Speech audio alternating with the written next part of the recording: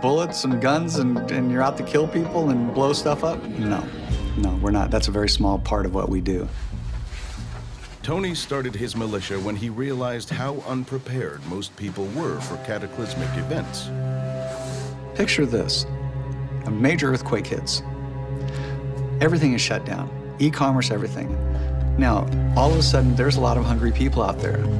And you had rogue gangs coming through your neighborhood, and they're going to start looking for your gold, your silver, your food, and whatever else they're going to be doing. I mean, people can get pretty crazy, especially when they're hungry.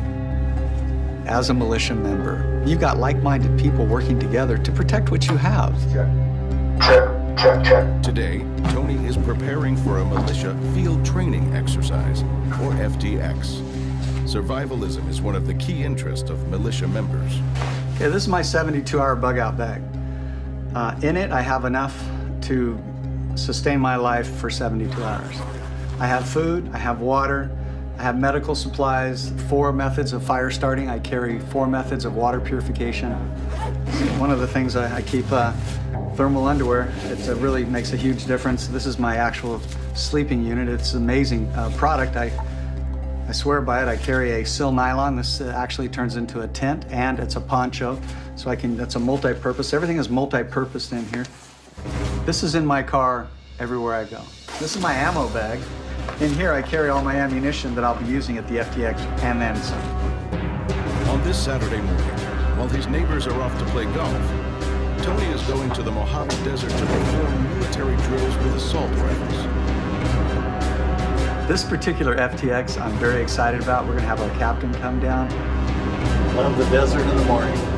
Militia members are notoriously wary of the media. This will be the first time Tony's militia have permitted outsiders to film their activities.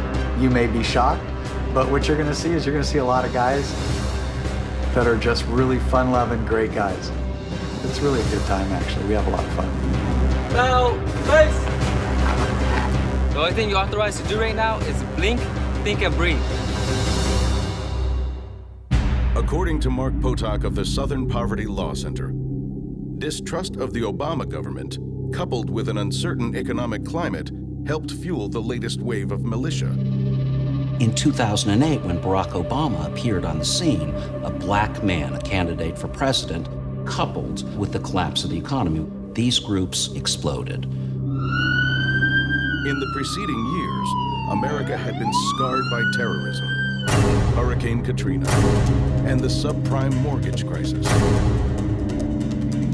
To some, these events offered proof that the government could not protect its citizens. We can't be here, Dad! Move it! So they better be ready to protect themselves. If you look at Hurricane Katrina, it's pretty obvious that they really didn't have the resources to come right away. And I think it's important that us as citizens, we need to be prepared on our own without having to lean on government, because they're going to be overwhelmed as it is. Right now, how he possesses his arm, he drops the magazine immediately. While Tony Burke and his militia prepare for an imminent disaster, in the suburbs of Brighton, Michigan, a member of another militia appears to be preparing for an invasion. All right, the collection. Well, first off, we have my sidearm. I always have this with me, Walther PK 380. 39-year-old father Mike Lacomar owns an arsenal of firearms. Next, we have 12-gauge shotgun, something every home should have. Then you have my main battle rifle. Folding stock for ease of movement, 30-round magazine. For close quarters, home defense, you've got a Kel-Tec Sub 2000. It also folds and stores. Under a coat, under a seat, under your mattress. To Mike, owning guns is not just a hobby, it's a necessity. This is the stuff I need to make sure that my family is safe. To ensure he's ready to defend his family, Mike trains regularly with the Southeast Michigan Volunteer Militia. You've got crime, terrorism, tyranny, disaster, invasion. 5 categories that we train to respond to that will affect the way of life. This weekend, the militia have a family event planned. Mike will be bringing his 15-year-old daughter. and his AK. Now this one's not going in a case because Michigan makes me registered as a pistol, and I have a license to carry a loaded pistol in the car.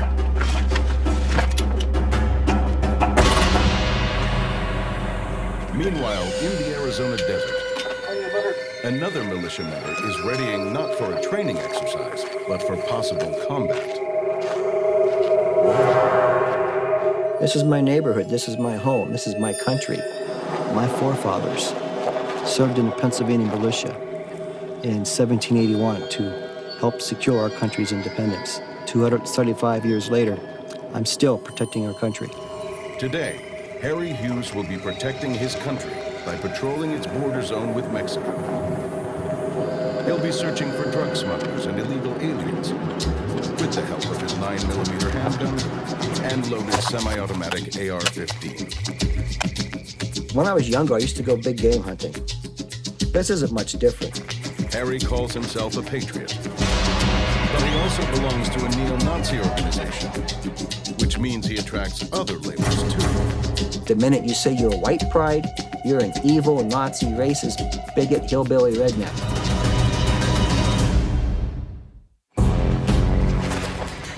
Take cover! In the 100-degree heat of the Mojave Desert, the Southern California State Militia assemble under the fluttering Gadsden flag. The militias, almost all, are into the Gadsden flag, the idea of don't tread on me. And that really does kind of capture their fundamental idea. They are free Americans, by golly, and they are not going to let the government mess with them. A core conviction of militia units is that the government should not overstep Americans' constitutional rights. This administration has taken away so many of our personal freedoms.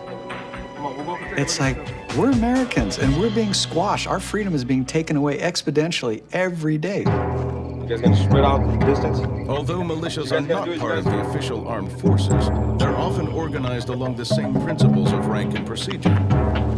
Corporal Gonzalez directs the troops in drill and ceremony, or DNC. My name is Gabriel Gonzalez. I'm 17 years old. When I'm not part of the militia group, I'm either in school, working with my dad doing construction, or just helping out around the house. Many of the people here today are new recruits. They begin with the Pledge of Allegiance. United States of America, to the republic for which it stands, one nation, under God, indivisible, with liberty and justice for all. Then their founder, Tony Burke, lays out the militia's ground rules. First off, I want to thank you all for coming out. You guys are obviously true patriots. You may not have anything illegal here. You may not come to this group and speak anything ill. You may not speak racist. Is that clear? Sir. Does anybody here have a problem with anything I just said? Yes, sir. Great. Today's exercise will be directed by Captain Jim Hogginson. First, he lays out the disaster scenario.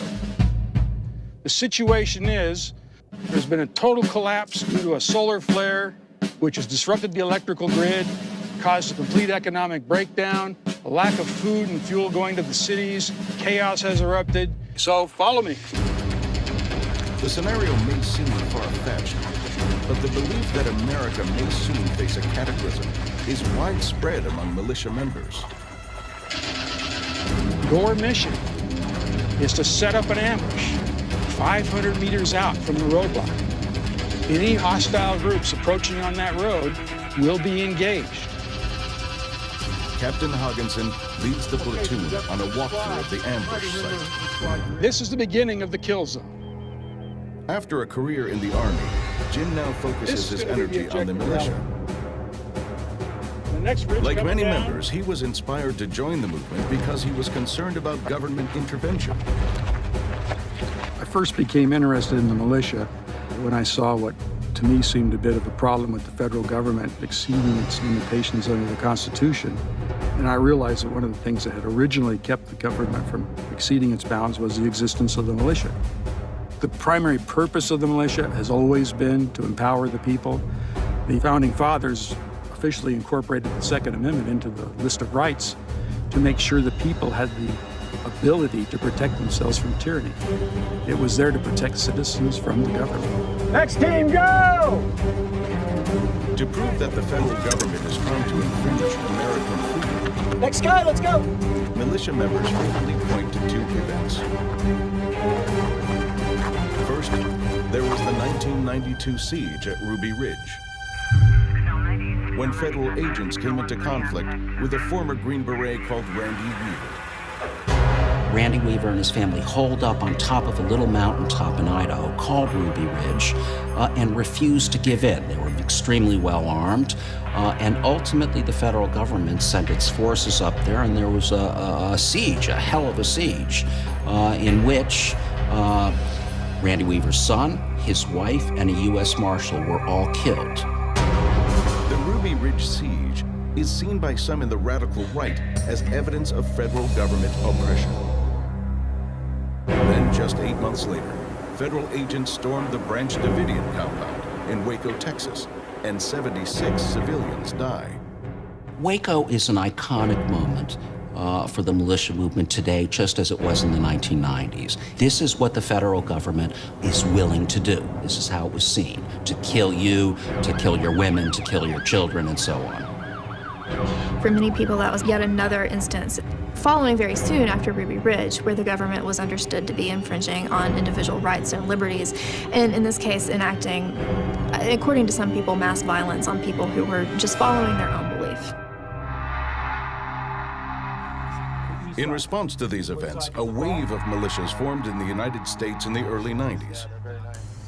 I like Fritz has got this short round clip for One of the first was the group Mike Lackamar and his daughter Zena now belong So to. ultimately, your goal is to reach the final destination. The original founder looked at Ruby Ridge and Waco and things like that and said, hey, you know what?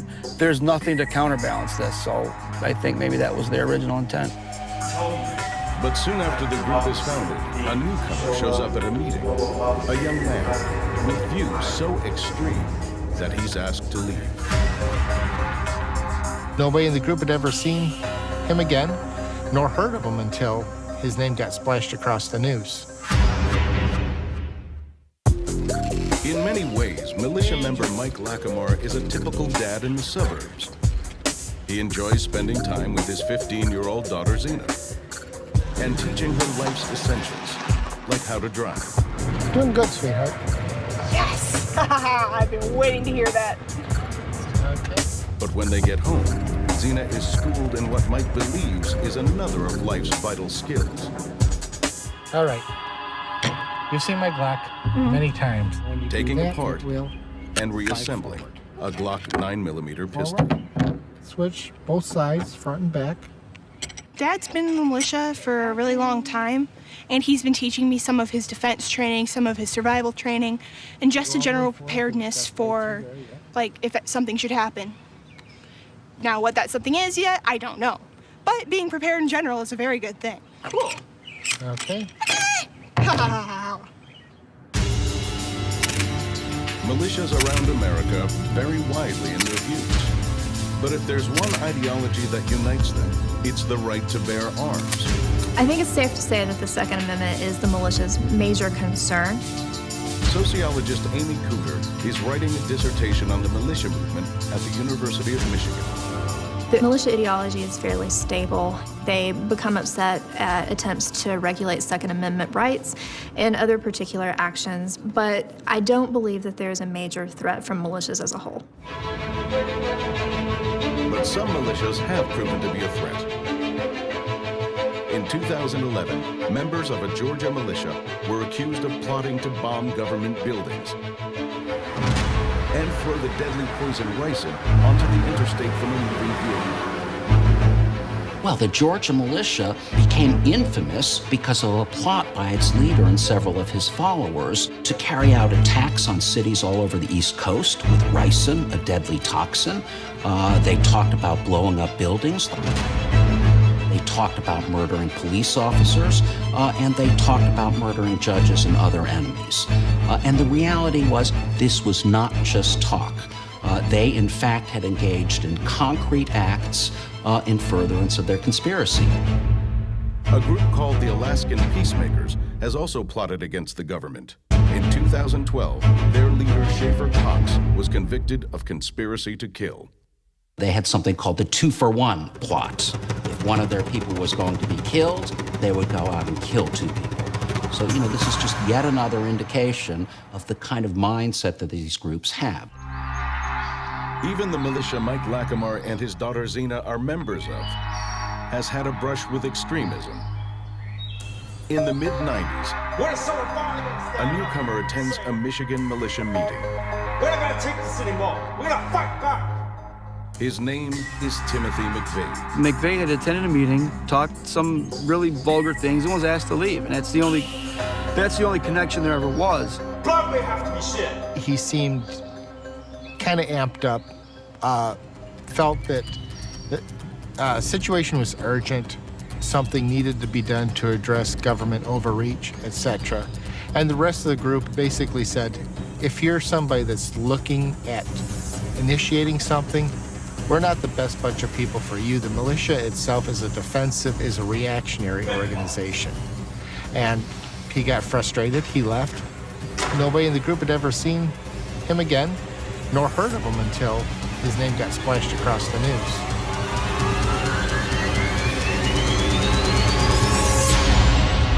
A short time after that meeting, Timothy McVeigh detonates a bomb at an Oklahoma City federal building, killing 168 people. He says he's paying the government back for Waco and Ruby Ridge. After McVeigh's arrest, the media quickly homes in on his one and only meeting with the Michigan militia. Following that, we lost a lot of our membership. I want to say 75% of people said they quit. And not because they thought we had anything to do with it, but they just didn't want that kind of grief. And that's kind of understandable. That was a horrible thing, and the militia people that I know would all have gladly died themselves instead of letting them kids get killed that were in that building. I mean, I can't imagine that. But the militia bounced back. They're now called the Southeast Michigan Volunteer Militia, and they're inducting younger members. We do not exclude anybody from our group, regardless of race, age, gender, anything that defines who they are. As long as they want to participate, they're welcome to come out and join us. I'm gonna be taking the 3 munchkins with me. Everybody else is broken up in teams. Postal worker Lee Miracle has been a militia member for nearly 20 years. His 8 children also often join in militia training. And he says the benefits of including them are wide-ranging. We teach the kids survival skills, basic gun safety, marksmanship, first aid, and I think we teach them a sense of self-responsibility, self-reliance, and that's very important. Someday we're going to be gone, and these kids, they're going to be our next militia leaders, so we're trying to prepare them for that. Today's preparation will be to teach these kids military-style evasion tactics. If you go north to the railroad tracks, you've gone too far north. Don't get caught. What it is it's teaching members to work in groups of 2, 3, 4 people and to be able to find specific locations, retrieve what they have to retrieve, and then to get to their final destination without being detected. The team pretending to be escaped prisoners head off in one direction, while the guards go another way. I'm going to be following a rebellion soldier of sorts, and we're going to be trying to help the prisoners get to their final destination. It sounds well planned, but 2 hours later, the exercise collapses in confusion. I don't really think today was all that successful because we only had one group eventually get the map, and that was after we called it quits. So, all in all, we didn't do too well, but it only shows us what we can improve upon. I told him, I said, you might as well let go. You're not going to make it. I was. Aside from the ever-present guns, today's exercise has resembled a scout camp, and it's an image the group are eager to cultivate.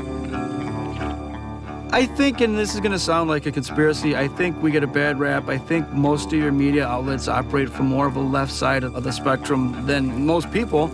And something like an independent, capable militia group, they don't like that. Primarily, they can't understand it because we don't approach things with a sense of dependency, and that frightens them. While the Southeast Michigan militia train using imaginary scenarios and unknown adversaries, in other parts of the nation, militia members don't need to play make-believe. They know their enemy, and they're ready to take it on. We have an invader that is being let in here, and our own government is throwing the citizens of Arizona under the bus. Interstate 8. To most Americans, it's a vital artery linking Arizona to the West Coast. To this man, it's a war zone. It's part of the front lines in a battle our country's facing right now. We are being attacked by a foreign and unfriendly foe. Harry Hughes knows exactly who his enemy is. Mexico's to the south, about 65 miles. He calls himself the ambassador of the desert, but this is no diplomatic mission. We're sitting up here on this observation point to look for drug and human smugglers or any other kind of suspicious, possibly unlawful activity.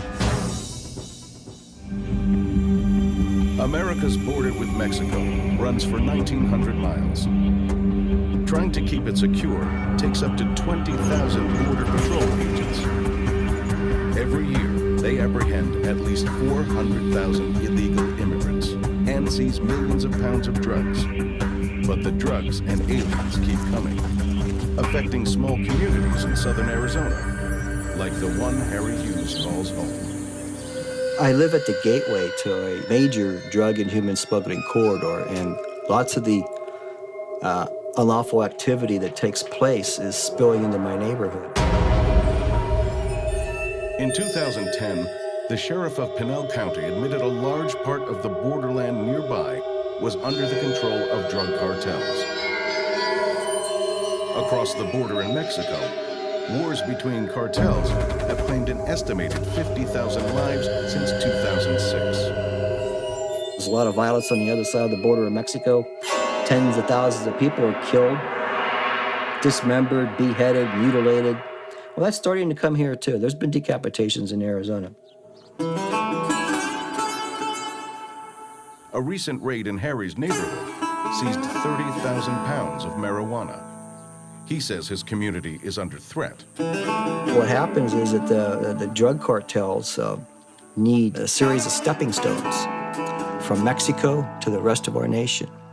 And since my neighborhood is at the entrance to the drug corridor, it makes a very good choice for the criminal elements to set up shop here.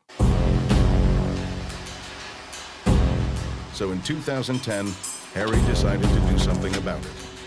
He's since logged thousands of hours of armed militia patrols in the surrounding desert, looking for drug smugglers and illegal immigrants. I can't be out in the desert all the time, so trail cams are frequently deployed. Yeah, there's this fellow here, got himself a semi-automatic pistol. Well, here we have another gentleman, backpack on him, on his way through. Again, if the border were secure, he wouldn't make it this far. And in the back of this truck is 1,900 pounds of marijuana. This is coming to our country to poison our kids and our schools.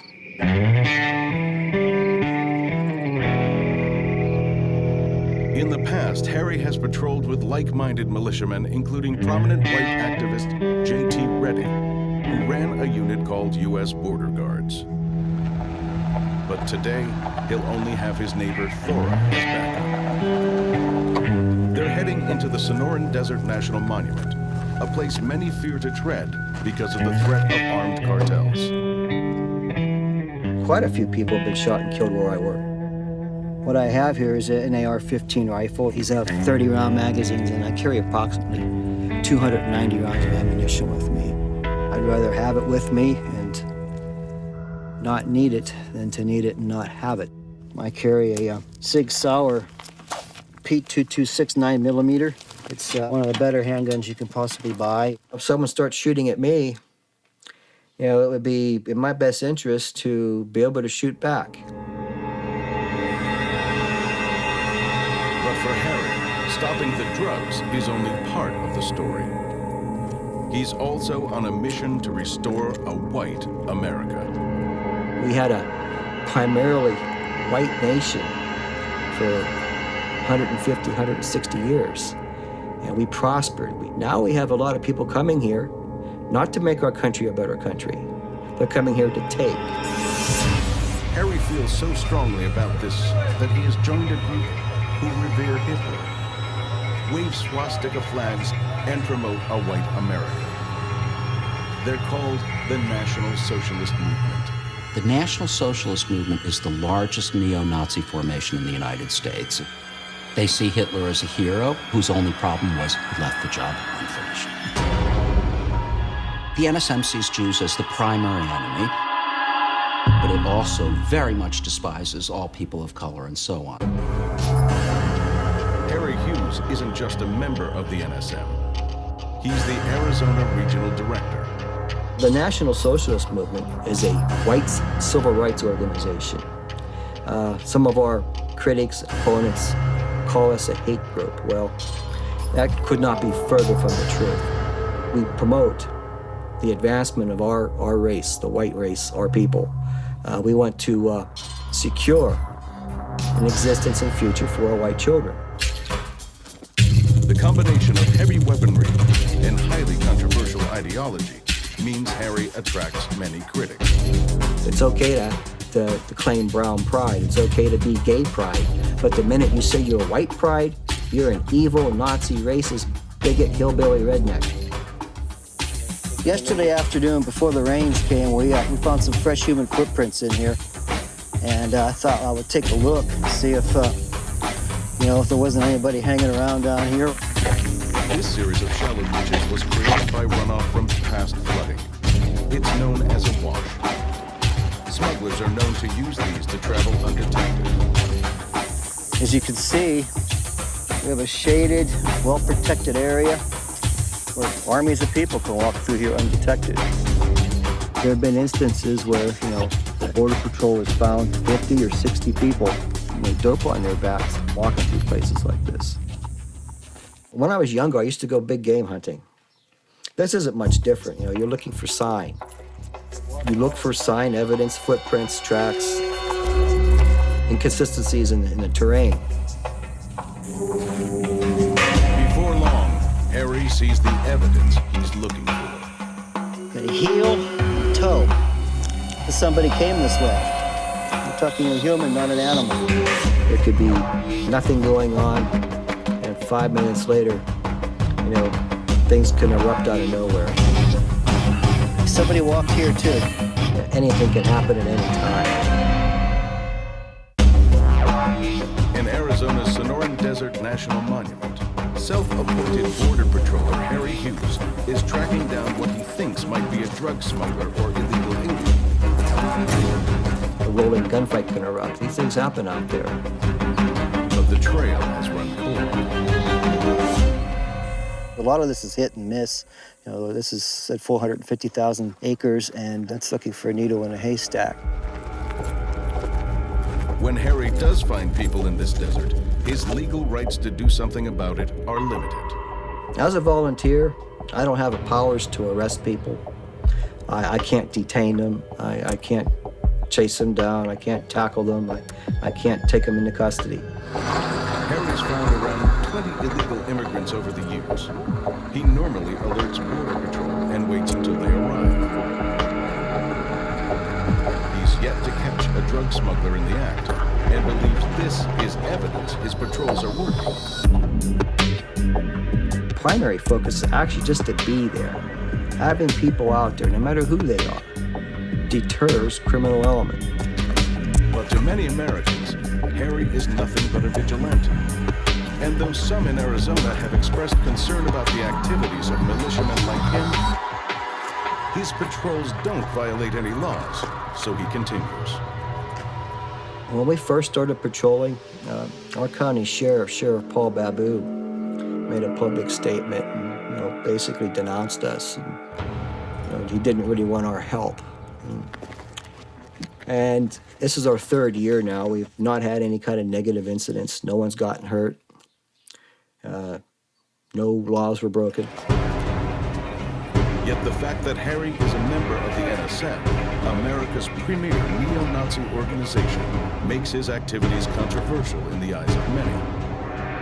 so does the company he's been known to keep.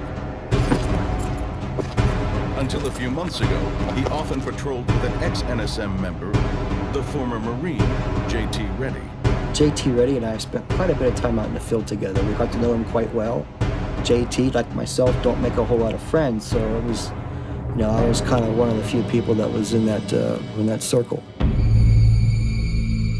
That was until May 2nd, 2012, when it's alleged J.T. Reddy massacred 4 people in a domestic conflict before turning the gun on himself. Recently, we saw one of the old NSM leaders, J.T. Reddy, explode in violence, murder his girlfriend, her daughter's boyfriend, and their little child. So, you mix racism and guns and conspiratorial ideas, and very soon you have corpses on the ground. According to some reports, at the time of J.T. Reddy's death, the FBI was investigating his involvement in the shooting murder of immigrants in Arizona. There is still some possibility that a number of people have been murdered by people on the radical right in the desert in Arizona and Mexico. We don't know that, but there are a lot of indications that that may have happened.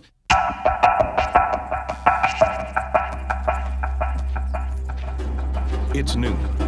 Under a blistering desert sun, Harry's still searching for the drugs and illegal immigrants he says will harm America. And he's found direct evidence he's in the right place. I find all kinds of stuff out here. I find phone chargers, I find flashlights. What happens is stuff starts getting heavy. They start lightening the load. This burlap sack is all that remains of a marijuana smuggling operation. Somebody had come up here with a load of marijuana, and they'll put this over it to act as a sleeve.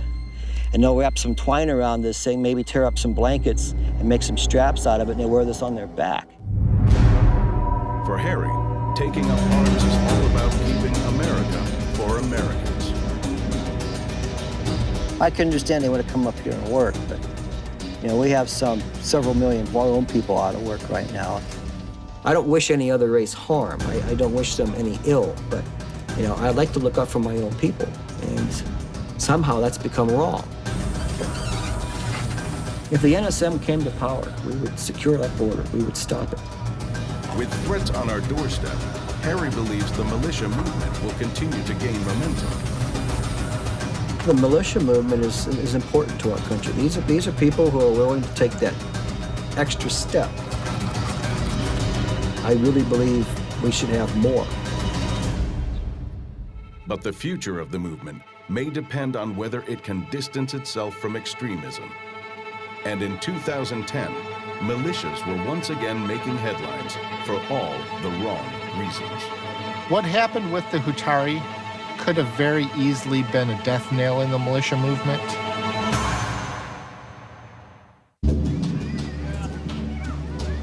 Island Lake, Michigan. At a popular camping spot, families bask in the sweltering summer heat. But unlike other teens, Zena Lackamore hasn't come to swim or camp. The 15-year-old is in training to join her dad's militia. I'm 15, and since I'm not old enough to join the regular SMVM yet, which is the Southeast Volunteer Michigan Militia, I'm in the Junior Militia Corps, which is mainly map reading, target practice, and general survival skills. Mike Lackamore's militia is one of the more organized units in the nation. Proven competence with a firearm is a prerequisite for membership. Okay. It tends to be the case that there's some sort of shooting requirement as well as physical activity requirement. So the Southeast Michigan Militia, for example, requires that you hit 8 out of 10 shots on a certain size target at 100 yards. Safety flags in the chamber to show the range officers. If you don't learn this stuff, you're going to be a fish out of water, you're just going to be flopping around. You have no idea what you're supposed to be doing in case of these circumstances. While the sight of junior militia members like Zena doing weapons training might strike some as disturbing, militia advocates say it's not sinister, it's common sense. Militia members feel like it's part of their job to teach their children that guns are not toys and that they need to be handled safely and properly, especially because most of them have guns around the house. Kids kids have always been involved in the firearms aspect of militia training, but it's very monitored, and it's not as though the weapons are available to the kids to just go pick up and use anytime they want. One more. That was almost a bullseye. All right, let's see what we're looking at here. You think you beat me? Yeah. I don't think, I know. Xena's shooting skills that's appear only to one be hole. adequate That's for only militia one membership. Dad? But some question whether it's wise for her to join at all. 4. But it's only one hole. Don't care. I don't think there's any particular harm in teaching a young kid how to shoot if you do that carefully and responsibly. But it is another thing when you are, in effect, teaching that kid to shoot at the government. Shoot away. Xena is not being taught to shoot at the government, but rumors of anti-government plots continue to haunt the militia movement.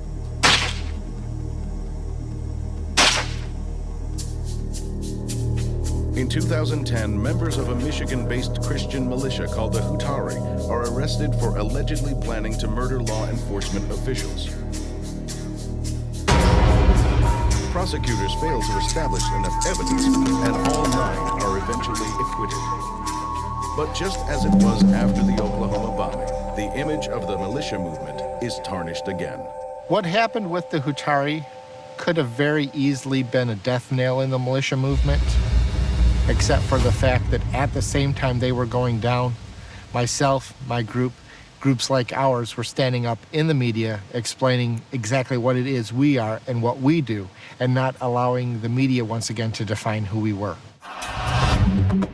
Though Xena has her sights set on becoming a neurosurgeon, she's also preparing to follow in her father's footsteps and fully embrace life in the militia. A lot of people get the wrong idea. They think we're just a bunch of gun-toting extremists who preach our own thoughts when we're really open to everybody else's. We have different religions in the militia. We have different belief systems all the way around, different political views. But we still get together on this general principle that we should protect our families and our communities. And when our way of life is threatened, we're going to stand up for it. The militia across the country adds to the defense posture of the country. And we're free.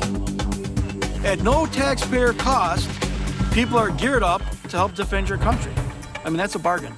We're a bargain. The idea that America needs militias right now, I think, is ridiculous. You know, what these groups are really motivated by are things that don't exist. This country needs a lot of things. What it probably doesn't need is several 100,000 men and women running around armed to the teeth and filled with completely groundless ideas about who their enemies are. Supporters of militias say they're vital to a healthy nation, and that one day they may be called again to defend American freedom, just as they did almost 250 years ago in the Revolutionary War. I don't think Americans should be afraid of militia groups. I think that for the most part, militia members are genuinely concerned about the country, and they don't have any agenda to hurt American citizens. According to Mark Potok, as America faces uncertain economic times, the militia movement is likely to continue to grow. Although the vast majority of people in these groups will never commit any real criminal violation, the fact is an absolutely outsized proportion of criminality does come out of these groups. So we can't go out and arrest people for belonging to these groups, but we need, as a society, to keep an eye on them. They are absolutely dangerous.